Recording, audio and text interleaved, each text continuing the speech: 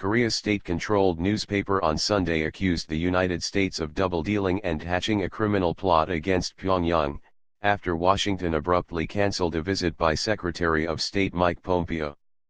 Negotiations have been all but deadlocked since U.S. President Donald Trump's summit with North Korean leader Kim Jong-un in Singapore in June.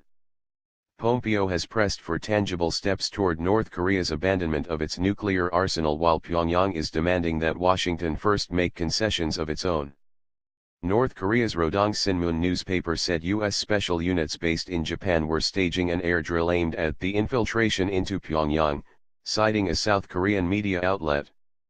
Such acts prove that the U.S. is hatching a criminal plot to unleash a war against the DPRK and commit a crime which deserves merciless divine punishment in case the U.S. fails in the scenario of the DPRK's unjust and brigandish denuclearization. First, the paper said. We cannot but take a serious note of the double-dealing attitudes of the U.S. as it is busy staging secret drills involving man-killing special units while having a dialogue with a smile on its face, it noted.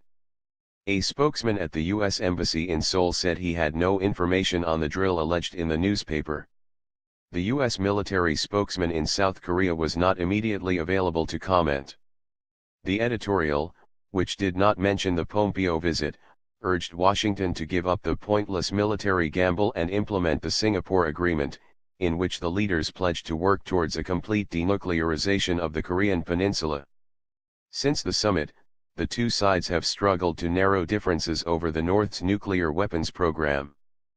Pyongyang is calling for a declaration of peace as part of security guarantees designed to encourage it to abandon its nuclear weapons and ballistic missiles, while the Trump administration says a peace deal and other concessions will only come after more progress on denuclearization.